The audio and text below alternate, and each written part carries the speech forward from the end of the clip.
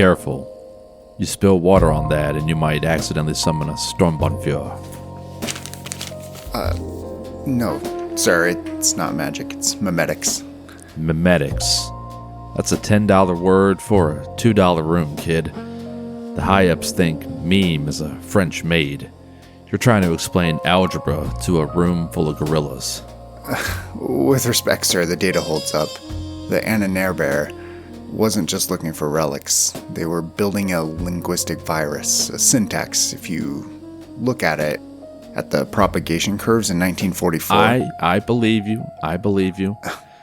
That's the problem. I believe you. But the guys upstairs, they want satellite photos of T-72 tanks. They don't care about syntax. You're going to write a brilliant report, it's going to get filed next to the UFO sightings, and you're going to spend the next 20 years analyzing wheat fields in Ukraine. So what am I supposed to do? It's the truth. You find a different audience. There are people, private interest, who pay a premium for men who can see the pattern in the noise. What, like mercenaries? Think bigger. A quiet little think tank called the Armitage Group. They handle the R&D, subsidiary of March Tech. Okay. And what does a defense contractor want with Nazi folklore? We have a project out in the Painted Desert. There's a team of biologists out there. Absolutely visionary stuff, kid. But they are difficult. They deal with materials that don't follow the usual rules of biology. We're looking for a case manager. Sounds like you mean a babysitter. A translator. Someone who understands that sometimes a symbol isn't just a drawing. It's a circuit. You're wasting that brain here, kid. Talk to them. Hey, wait. Who do I say sent me? Gavin Ross.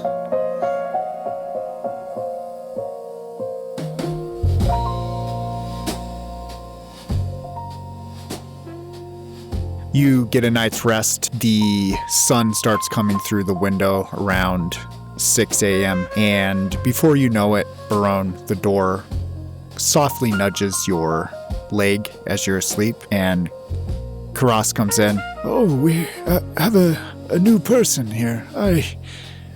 And he looks as rested as his jaundicedly gross skin can look, and he steps past you and walks into the middle and notices the papers are on his desk were moved around a little bit.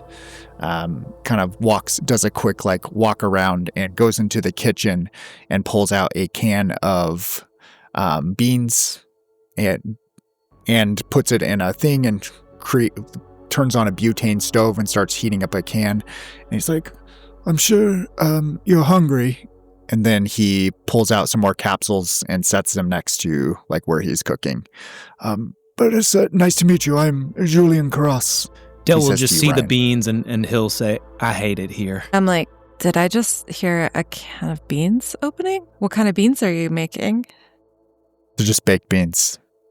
Oh, my favorite. Yeah. But he holds out his hand to shake yours. He says, Julian Karas.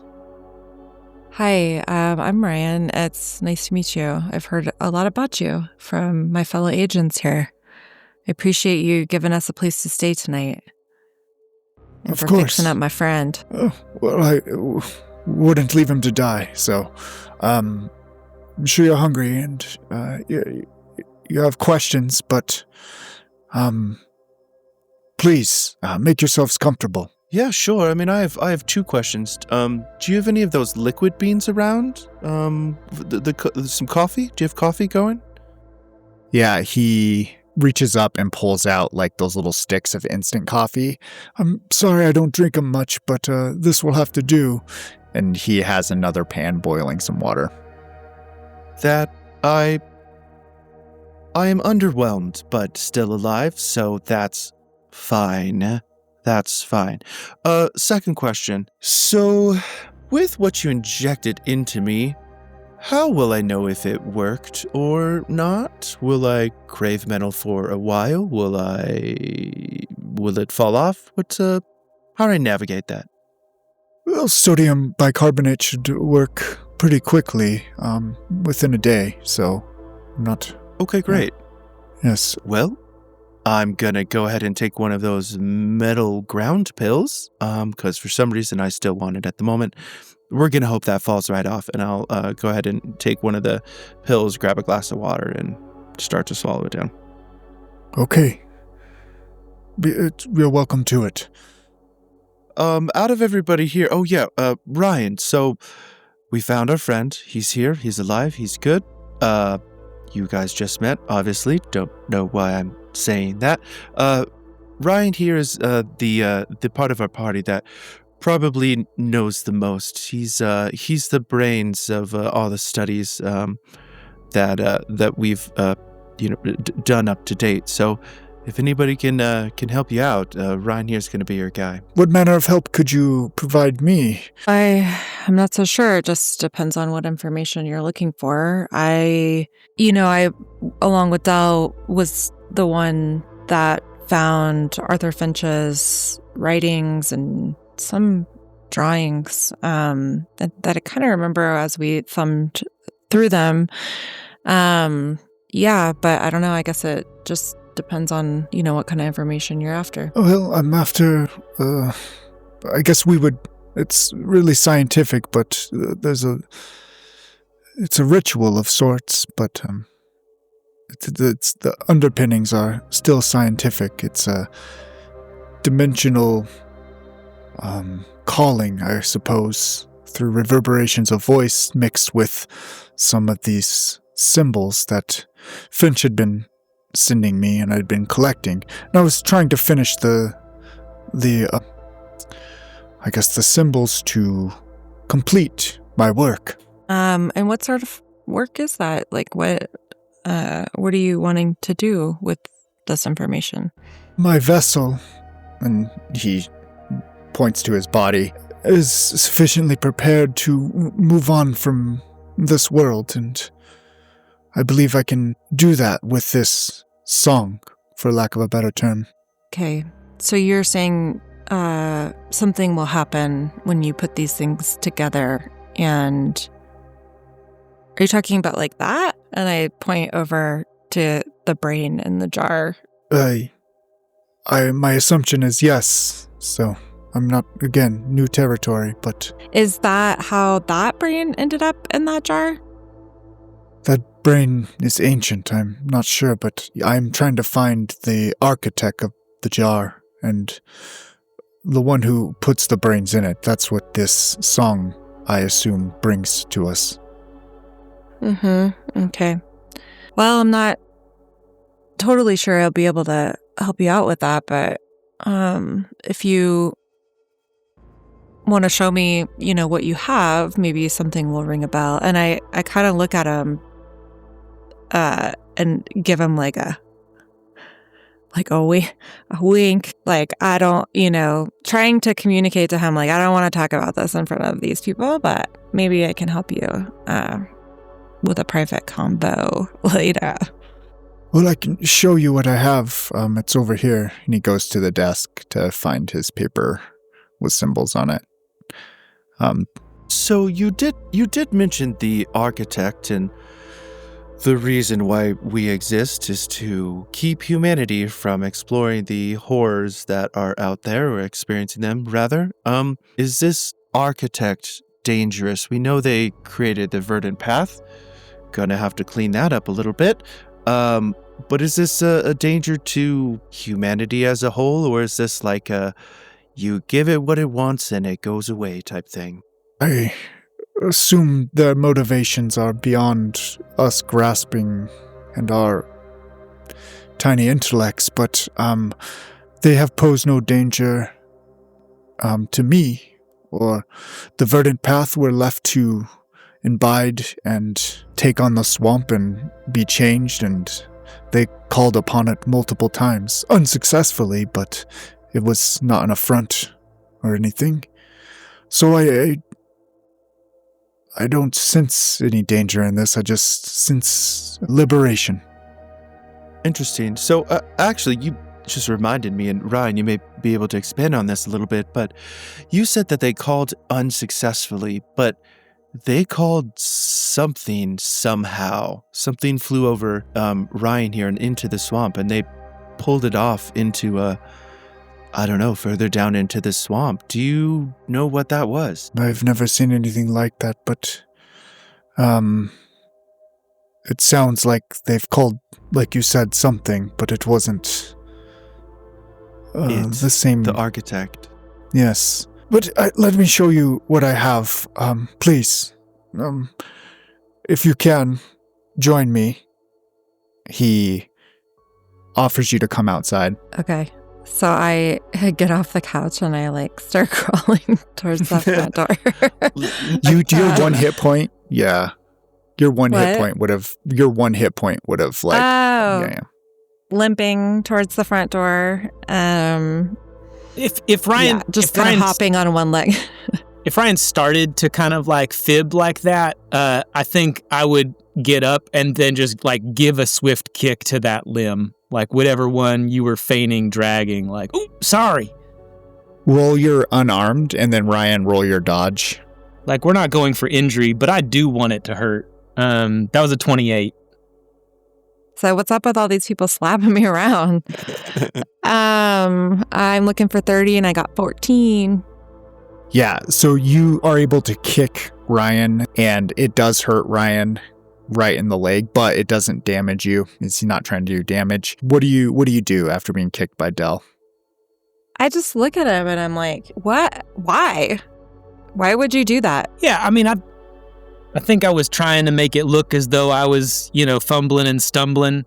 But it's really we got enough things to pay attention to on the outside of us. I ain't got patience or mental capacity for whatever shit you're pulling right now. Yeah, Karas is like, Okay. and he just continues to walk out past you.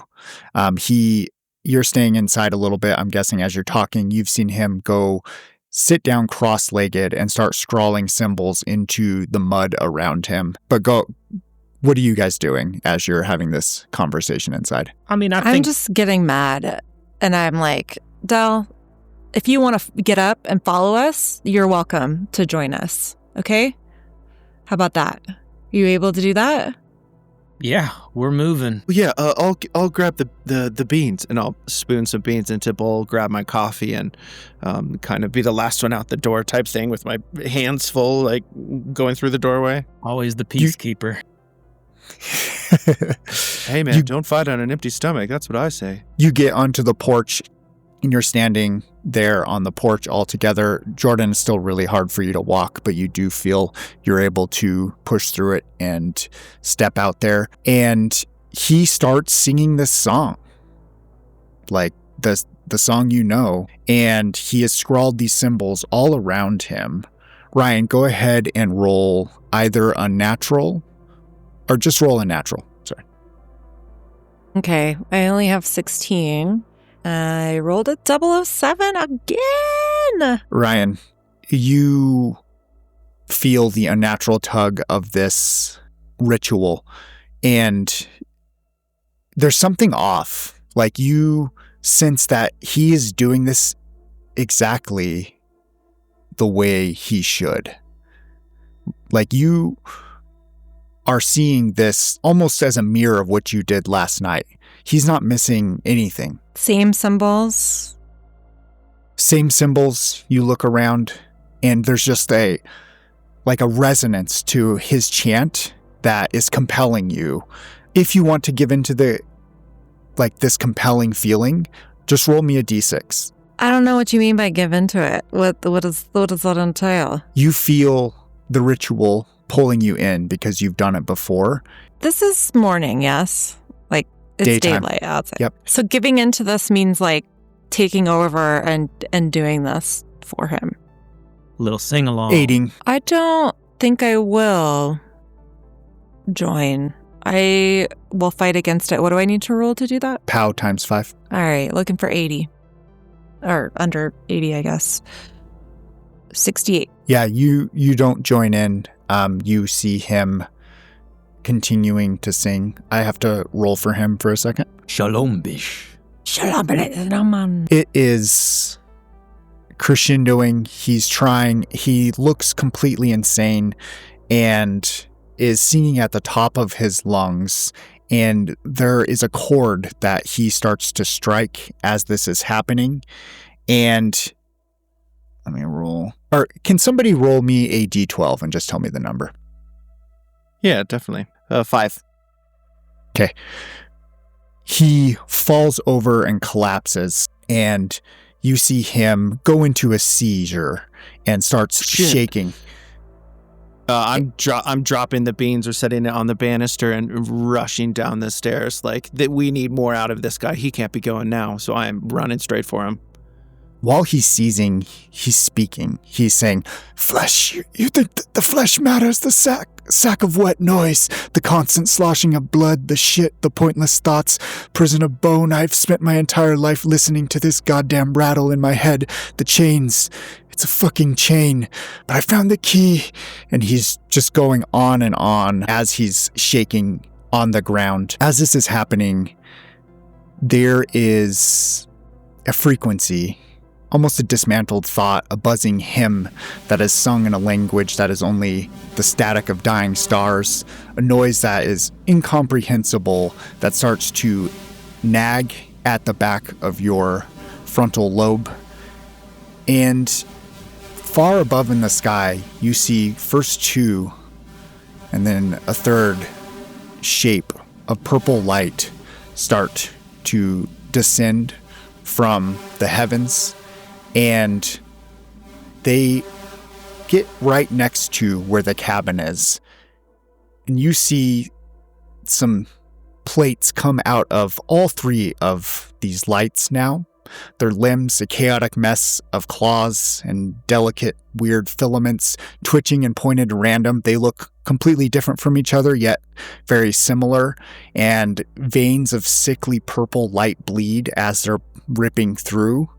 And you look up, all of you roll sand as this starts happening. Yep, absolutely. Guess I thought we were gonna, Nick, you're throwing us into chaos, man. I thought we were gonna get some time to prepare, and it's gonna go so smoothly. What do you mean? We got 1 hit point back. I got a 12. Yeah, I was aiming for. Go for it. I was aiming for 55. I got a 30 success. Yeah, 43 success. Okay, all of you still lose 1 sand for just seeing this, and he starts to mutter and looks up at you, Barone. As you're shaking from seeing this, you hear him say, "You think this is murder? You're a tithe. This is a gift. The gardeners have come. They've cutting from the vine, and I'm going to give you to them. You have to pay the butcher, you see. You have to get a look in the back room."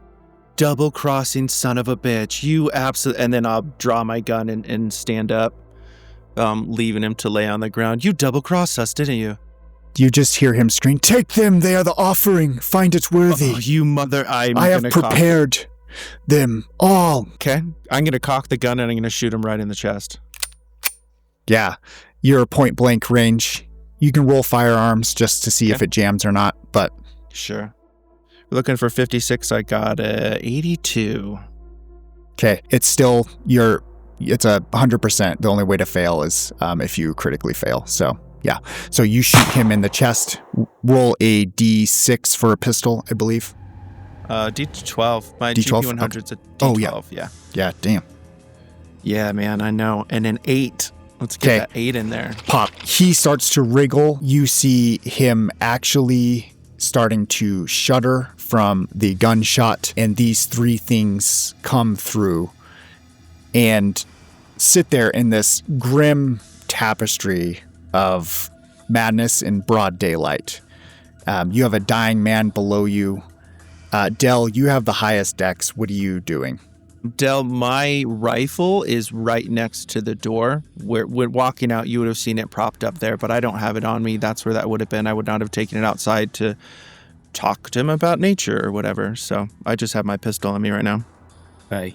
Yeah, I imagine all of our firearms are stashed on the porch where you had collected them. Can I get a bead on the posture of these beings coming through the portal? Does it look like they are ready to make good on Karas's words, or is there perhaps a different motive? It's really hard to tell. They're just nothing about them is human, so you have no bead on anything.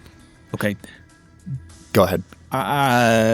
Yeah, there are only so many precautions that I know how to take, and I will run to to my rifle in the crook of the door, and I will grab it, and I will posture safety off, full auto engaged, and at the first sign of hostility, I will not cease to unload on the one nearest to me.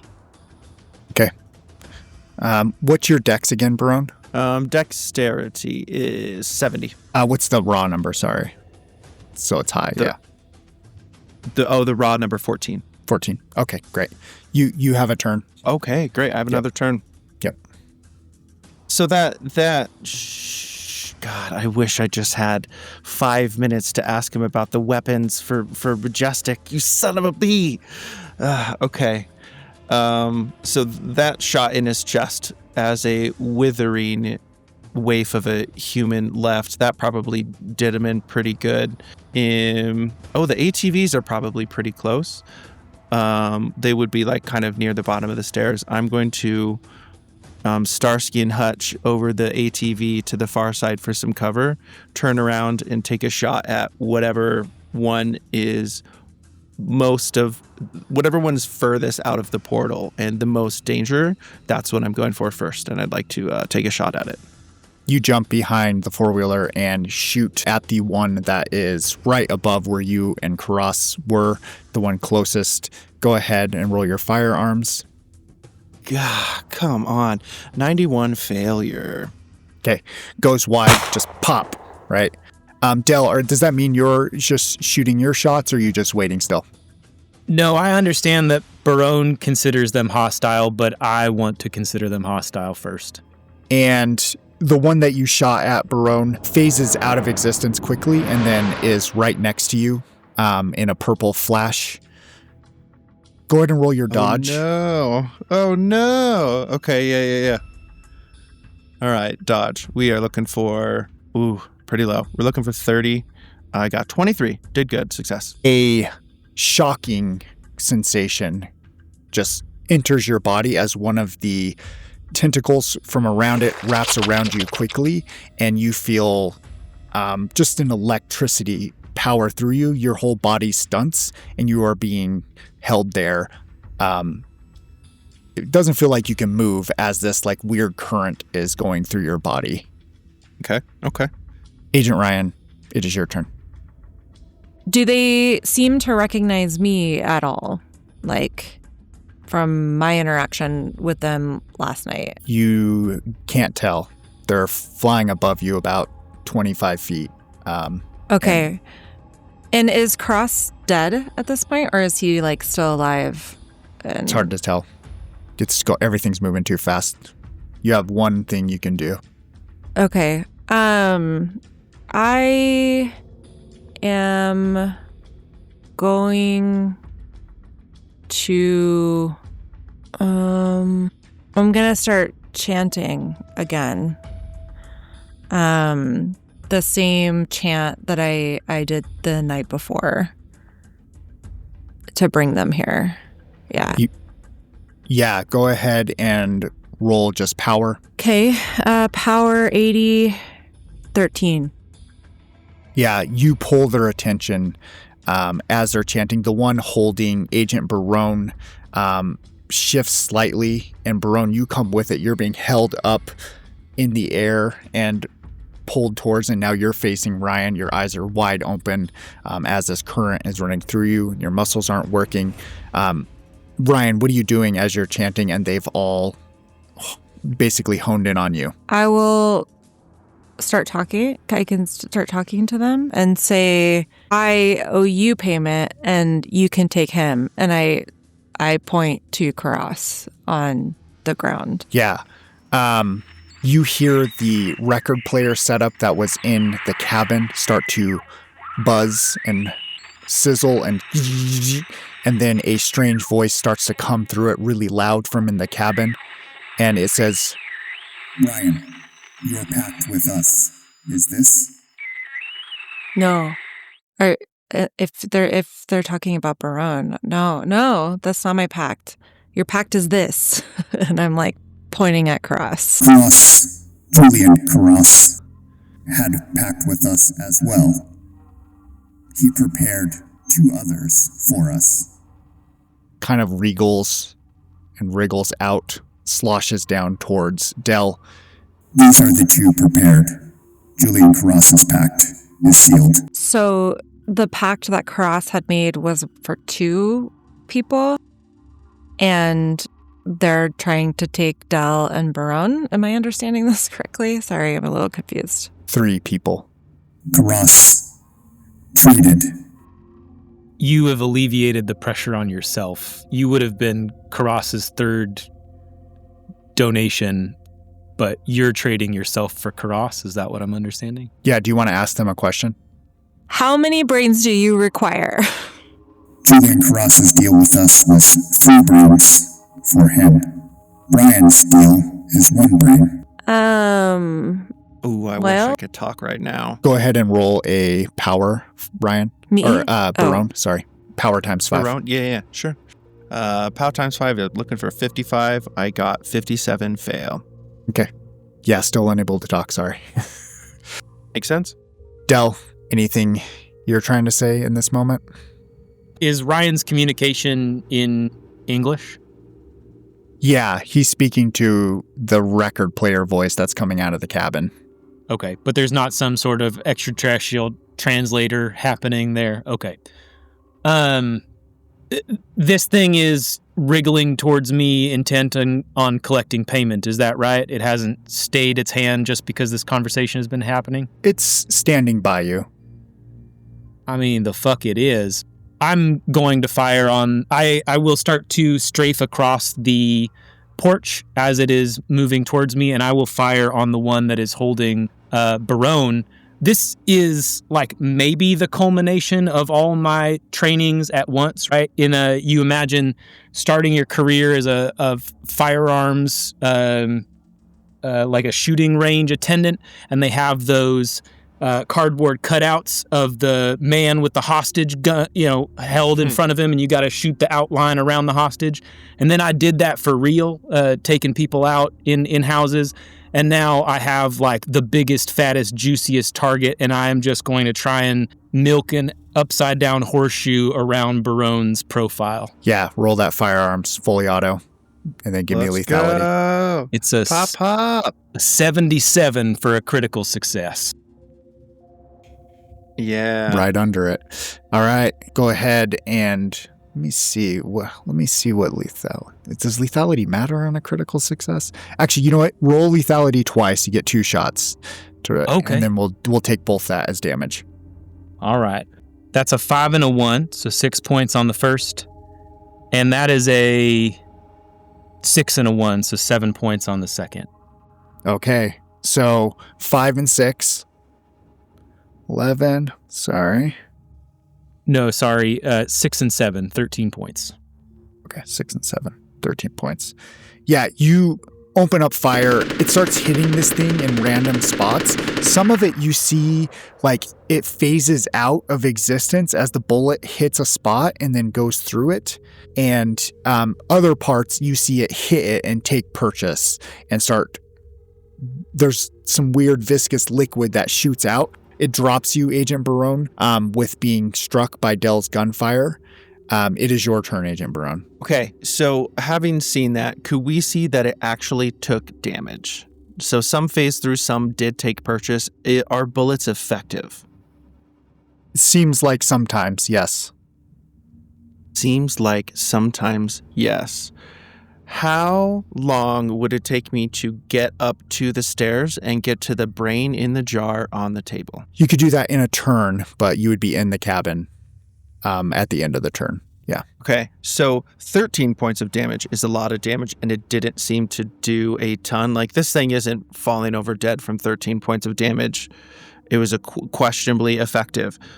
Okay, yeah. I think I'm running for that brain. I think I'm running up the stairs, gun in hand, and sprinting straight for the brain. Del, I have an idea. Cover me. I'm so sorry. And I'm going to disappear into the house. You get into the house, you grab it, and you have the brain, and you're almost like a shuttle run. You're about to turn around and head back. Absolutely. Del, can you roll a roll a dodge? Yes, indeedy. Triple zeros. Is that a time for that to happen? Is that a good thing? That is a critical failure. So. Oh, that's the wrong thing. Yeah. That is, yep. Del, as you shoot this other one, it reaches out with a tentacle and grabs you. This one has a claw to it, and it almost looks like a laser, but it's solid. It is so thin, and this black scalpel thing just comes out and strikes the top of your skull and starts to slice downward. But only does 1 damage to you right now. But it is starting to potentially split your entire skull open, and you feel it humming throughout your whole body. In fact, your tear ducts are uncontrollable now, and you're starting to cry as this thing is doing some impromptu brain surgery on you. Yeah, you know those little saws that they use in the surgical field where they don't whir all the way around, they're just bone saws and they vibrate back and forth. I imagine that is kind of like the paralyzing reverberation that I feel, right? Where it is capable of cutting only as deep as it wants, only the material that it wants, and like the execution of that is like truly terrible to behold. Yeah. We will see how much it can do. The third one, floating right above Karas's body, unceremoniously goes down to him. You see a cylinder come out from this strange pocket that's floating around with it in purple light, and it uses that same scalpel to split the front of his face open. You see his eyeballs like fall out of his head, and blood just starts to gush everywhere, and it reaches in with a ginger claw and pulls out his brain with some of the brain stem attached, and another scalpel from another appendage cuts it at the spine, and it goes into a jar, and this is happening lightning quick, and it fills with this viscous liquid that comes out of one of these things' mouths as it spits it into it, and it locks the jar in front of you. Agent Ryan, it is your turn. Insane. Fuck. Okay. I'm not wanting to try to reason with these beings anymore because they clearly are gonna take their payment no matter what. So I also will pull out my gun because I'm such a firearms expert and try to take a shot at the thing that's has been attacking Dell. Absolutely. Nice. Great. Yeah, go ahead and roll the firearms. It's a large target, so you can add 20% to it. Okay, thank you. I'm looking for 40 here. Oh God, 91. You fire, you miss. Dell, it is your turn. Do I have full agency? You do. Okay. Is there anything that is holding me in place? The only thing that's holding you in place is one of its tentacles as it's trying to lift you up. Do the floorboards in Karas's porch look sturdy or as though they could be broken through? Roll a luck. 19. They look like they could be broken through. Okay. I am hoping that perhaps the tentacle is doing more of like a grasping maneuver and is not prepared to hold my full weight. And just like that carnival game where you're meant to shoot the entire star out with 100 BBs, I'm going to do a 360 on full auto and then try to punch a hole through the floorboards under my feet and just thump down underneath into the crawl space. With 80 firearms and point blank, you're able to do that and drop through. Everyone, you hear a crash as he falls through the porch. He's only about 3 feet down from this thing where the ground level was. But you are down there now, Del. Yeah, Agent I think Barone. my intent. Oh, sorry. My intent is to like fall prone on my back with the gun pointed up through the hole, so that next turn I could just continue pumping lead. Agent Barone, it is your turn. God, sorry, I'm trying to think like, what can I possibly do? What can I do? Okay, great. I am completing the shuttle run. I have grabbed the jar and I'm running back towards the door. I think when I get to the door, so my backpack is probably right next to the door. And I have taken everybody's guns and the grenades. Del, you have grenades, correct? I don't know what I would sleep with. Oh, you mean on my person or just in my possessions? Around period. Would I... Around period. And there would have been 2 bricks of C4 on the ATVs as well. Yes. On the ATVs. There are both Okay, grenades and C4 in the ATVs. In the ATVs. Yep.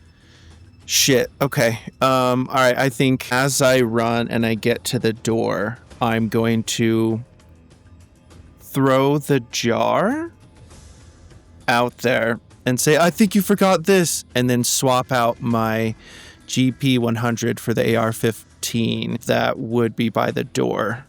And when I throw that, do they track it? Do the attention turn to it, or do they ignore it and it doesn't really matter?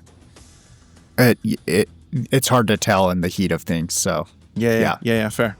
Yep. Okay, great. I think I throw it, and then the one that had Del, is it next to, like, just outside the front door? Is it super close to me? Yeah, they're both right next to you, right next to the porch. The one that got you and the one that had Del. Okay, so I'm not going to be able to scrape by it and get down to the ATV in one turn. I think after I throw that, I'm going to pull the rifle up and fire at whatever's closest. Let's start there. Yeah. Fire at whatever's closest. Plus 20%. Plus 20%. Firearms are looking for 76. We got a 55 crit success, finally. Amazing. Give me 2 lethalities, and then we'll add them together for the damage. What timing? Sure. Define lethality. I haven't had to roll that yet. Just under 10% for the AR-15, I believe. So you roll twice, and then if it's under 10%, you kill it. And if it's not, then we add the 2 numbers together. Okay, so am I rolling a D12 or 100? A D100. 100. Got it. So, and I'm rolling twice. I got a 55 again. That's okay, insane. so that's 10. And then I got a 79. Okay. Okay, so you open up fire with the air. You throw this thing as you're running. You grab your thing and just from the hip fire on the one that attacked you. And it hits it in a few spots, but then other spots, like the bullets disappear. But you see it lurch in the sky, and half of it falls out of this purple pocket that it's coming out of, this dimensional thing, and slops right onto the ground with a thud and falls over and splashes everywhere. And it is a mess of gore. Okay. All right, we're down to 2. How many shots would that, just so I'm tracking my ammo correctly, how many shots would that have been? With full auto, basically you have about 3 turns till you have to reload. So after Del's next turn, he will have to reload. So okay, sounds good. Okay, I think I'll probably stop there. That feels like a turn. That's a turn. And so the one that was attacking Del turns to you, and you see its carapace open up and some tentacles come out and they create like almost like a round hole, and you hear this humming sound. Okay. And just this massive, strange feeling hits you. Your stomach drops, but you're lifted off of the ground. Del, you're lifted up as well, and then dropped with the weight of an incomprehensible weight as something has happened to the gravity, and the cabin behind you, Barone, just explodes into splinters. And it rolled above its lethality for that weapon, so it will do 4 points of damage to you, Barone. Also 4 for you, Del. That's plenty.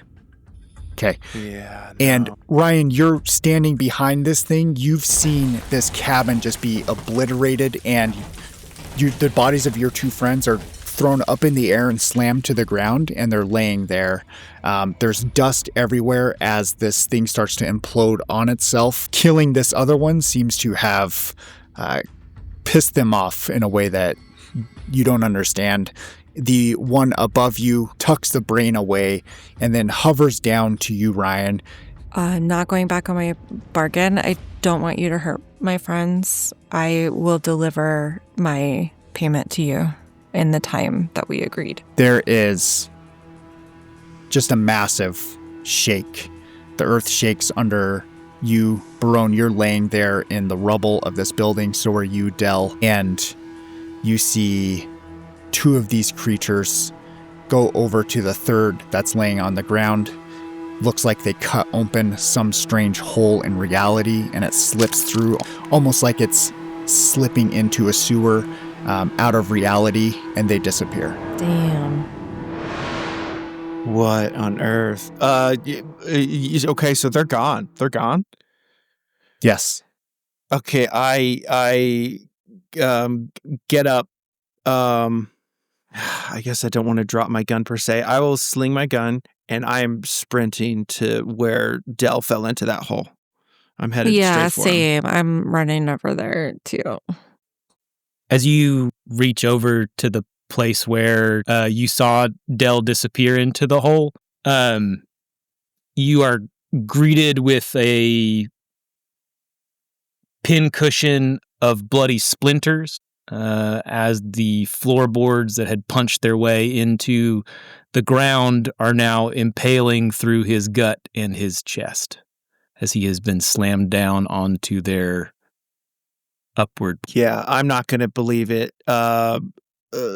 Tears welling up in my eyes. Barone's going to be like, Del, no, hang in there. Oh, fuck. And she's going to take the claws from her backpack and start like, no, I got you. Don't worry, Del, don't worry.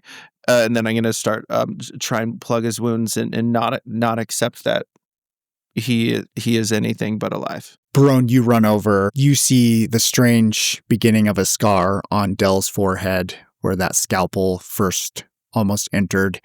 And you look down and you're working, right? Like this can't be happening. You are patching wounds. You're putting things on there. But you, about 30 seconds into it, you look down and it's just such a mess that there's just no way he could have survived. There's organ failure. There's trauma all over his body. He's not even moving. There's no breath. You look at his eyes and they don't have the life that they had in them before. They seem vacant and empty. Okay. Fuck. God damn it, Ryan. And I'm going to take my rifle and I'm going to spin on Ryan and aim it at him. What the fuck was that? They did not come because of me. This is not my doing. No, they said a deal, Ryan. You made a deal, Ryan. I did make a deal. And I still have 2 days to pay it. So they weren't coming for my payment. Payment for what, Ryan? They want a brain. So I have to deliver one to them within 2 days. Clearly, Karas had done the same thing and tried to sacrifice you all for that. That's what you were doing in the swamp. You weren't injured. You weren't attacked. You were making a deal. Yeah. Yeah, I was. I didn't know that that's what I was doing, but that was the end result of my actions, yes. I'll let my gun drop to my side. I don't know what to do with that information right now, but I'm alive and so are you, and Dell is not any longer, and this place needs to burn to the ground. Agent Ryan, you look over at Dell's lifeless body. He was your confidant earlier. What are you thinking now that you see him down there and his dead eyes looking up at nothingness in the sky? I mean, obviously, I feel horrible. The last interaction, really, that I had with him was him kicking me in the leg on the way out.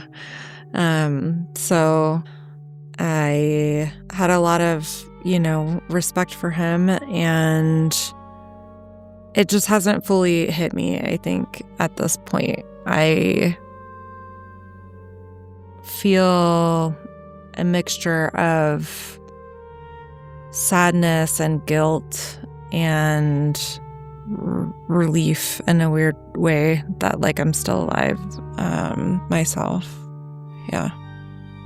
There's always that gnawing thought when somebody dies, right? Like, that grief hits you, but then there's that little voice that's always saying, better them than me. And that's what you're left with.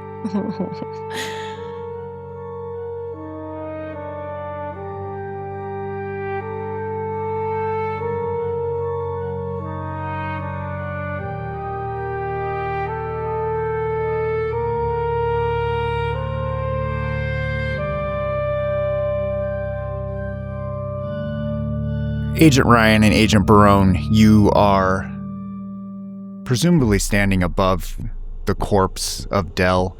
You see that he is a Swiss cheese display with splinters coming through his body all over. His face is intact but scarred, but the rest of his body is a bloody pulp of a mess. Can you both roll sanity for me?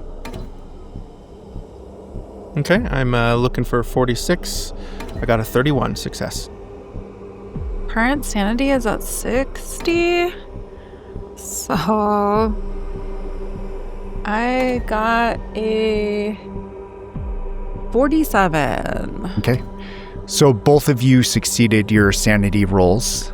Please both still roll me a d6 for sand loss. Oh, I lost the full 6, which that makes sense.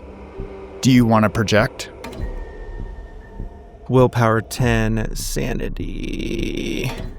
What's my threshold to go, like, my first big threshold? Do you remember what number that was? Breaking point?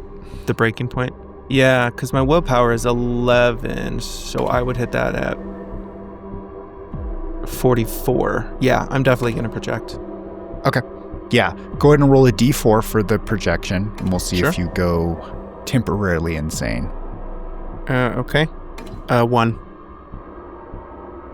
Okay, so what is the order for Barone? Fight, flight, freeze.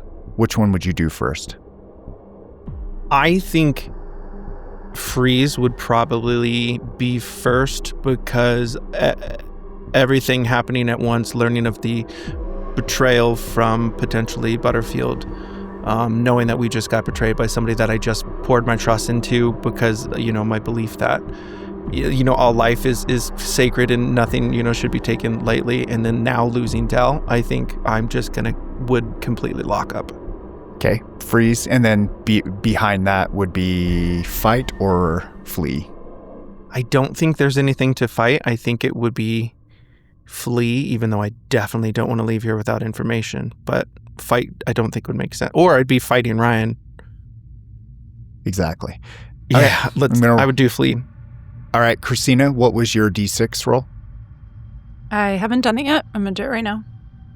4. Okay, do you want to project? So if I don't, then I take another 4 off of my sanity, correct?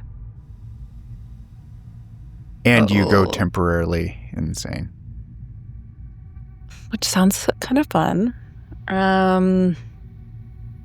I will project onto Yeah, I'll project. Okay, roll your d4. My D4. 3. Okay. So you're able to take 3 off of that sand loss and your willpower, which probably leaves you around 1 willpower, and a bond of your choice. Which bond? Wait, sorry. I lose 3 off of my willpower? Oh, okay. Okay. So I have a 1 willpower, and then I take 3 off of my bond.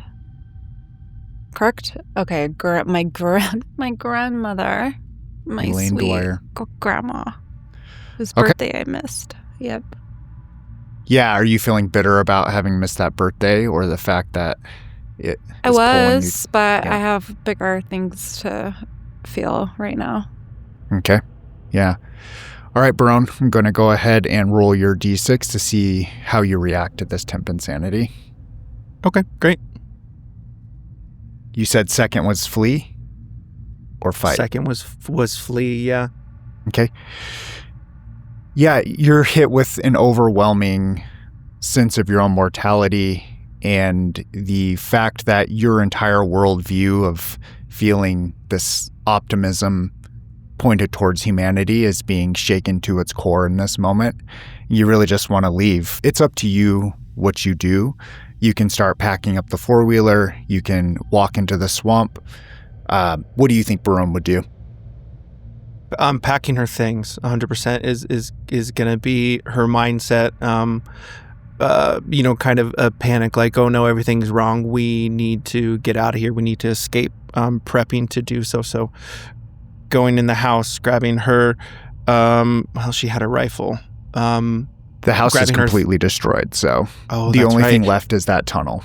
So, okay, great. Yeah, just grabbing her belongings from around, like her backpack that was probably in shambles somewhere in that huge mess of a house now. Some of the things, and starts tossing them on the ATV. Agent Ryan, you see Barone frantically digging through rubble and trying to find stuff that she had in the house. You're not even sure anything's left in there. She doesn't seem in her right mind. Are you doing anything to try to calm her down? No. I think I'm just kind of pacing and letting her feel however, she needs to feel and do what she feels like she needs to do. I think that I ask what she's looking for. What am I looking for, Ryan? Fuck me. I don't. My things, my stuff, my bag, Dell's bag. We gotta scram, man. We gotta get out of here. Yeah, I mean, you think that stuff needs to go with us? I don't like not being prepared and not having my things. Yeah, and I'm just, running around, flipping over bricks, trying to find my pieces of gear. Okay. Then I try to help her a little bit, by lifting up, some piles of wood and looking around for stuff. Yeah, getting in there with her and showing her that she's not alone. Can you roll me a persuade plus 20? Yeah, so my persuade is 24. And I rolled a 77.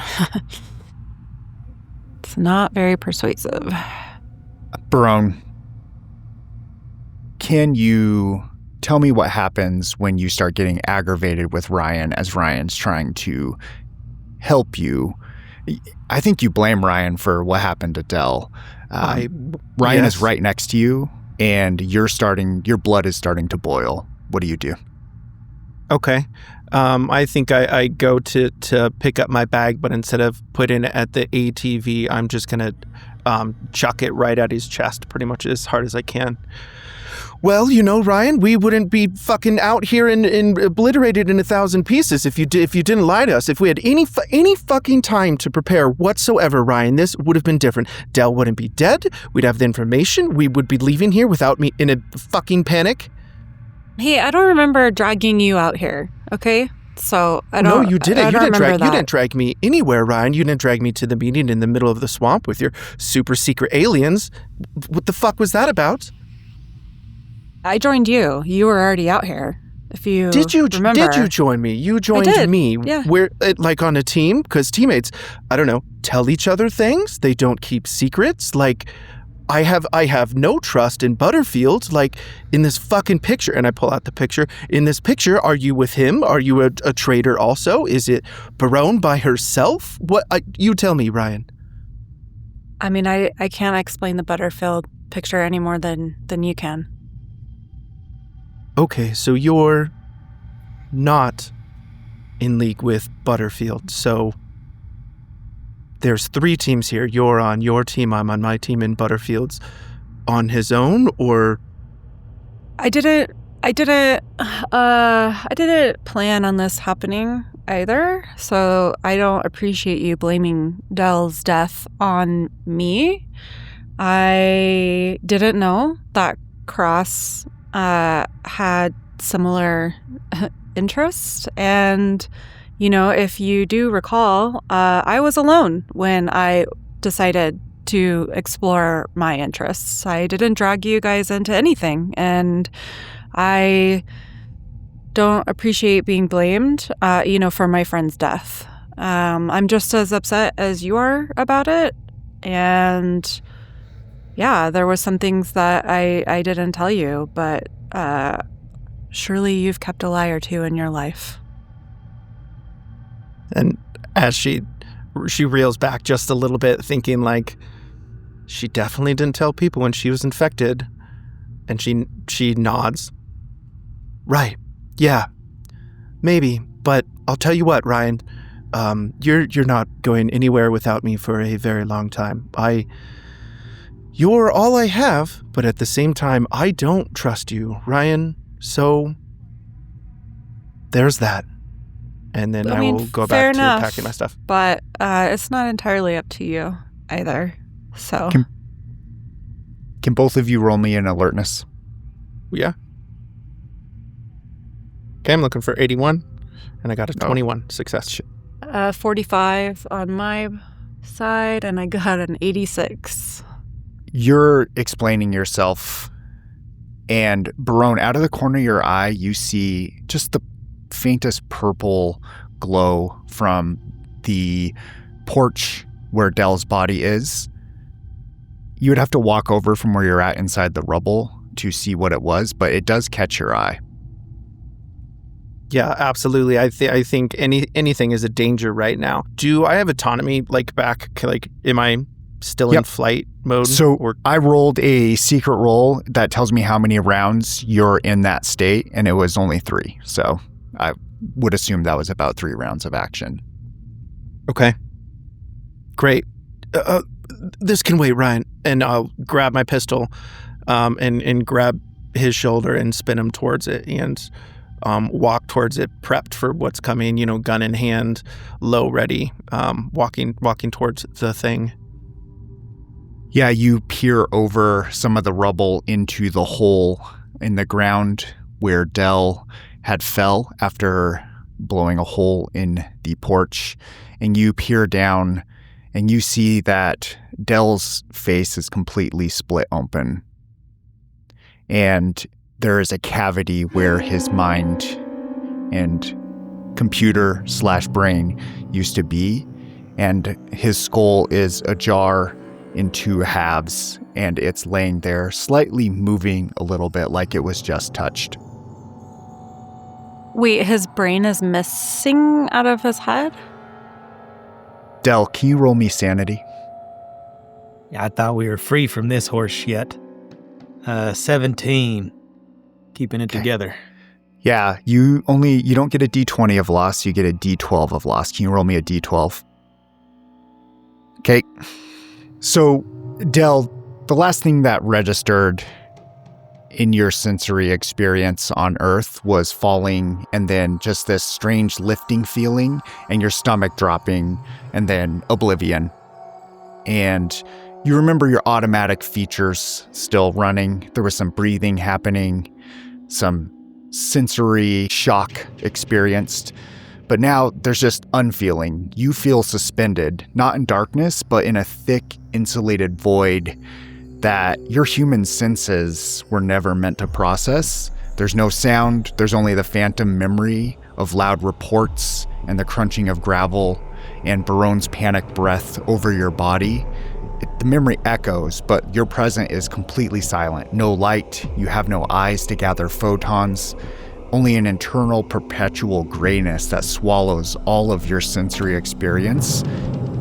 You're done. You have no body. This is, at first, a paralyzing terror. Del, you were a man of action, defined by your ability to hold a rifle and brace against an impact and feel solid ground beneath your boots. That anchor's gone. Your consciousness registers the catastrophic absence of a central nervous system, and you feel yourself going insane in this state. Yeah, I think through the blackness that I cannot perceive, I imagine that there is a cold, smooth, cylindrical wall in front of me, some centimeters that I cannot perceive. And as I am listening desperately for anything that might pierce this void between sensation and null, I begin to just imagine my head tapping against that glass. Tink, tink, tink. A sound that I'm making for myself to fill the nothingness that would otherwise be there. I think I can almost start to feel it on my frontal lobe, right? Just like a slow phantom bashing to try and cut out the nothingness. Yeah, that is all a subjective experience. You feel a prisoner in your own mind, basically a biological hard drive, nothing to control or reach out with. I'm curious, what is Del's regret in this moment? If you can speak. So. Biggest regret. I think leaving things so flat-footed, maybe, right? Like there wasn't a clear path forward that we had determined. There wasn't, clearly when we finish this, we will move on to blah, blah, blah.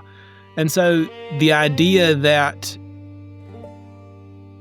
with all those loose ends that we knew that we had, I can't even really imagine like what way my friends would turn in my absence, right? It's like a mystery book that you'll never be able to finish, and you just gotta hope that they, that you're not yelling at your screen wishing that they wouldn't go into that basement or whatever it is, You're left with that, and at this point, time becomes meaningless. There's no sun, no feeling, no sense of how long has passed. Seconds might be hours, hours might be seconds. The only markers are fleeting, agonizing clarity of these memories as they flash through your head, potentially Ryan's betrayal, the smell of the swamp, frustration at Barone for not revealing her infection. These memories loop in sharp and agonizing detail, because really it's the only reality you have left, that and your own regrets.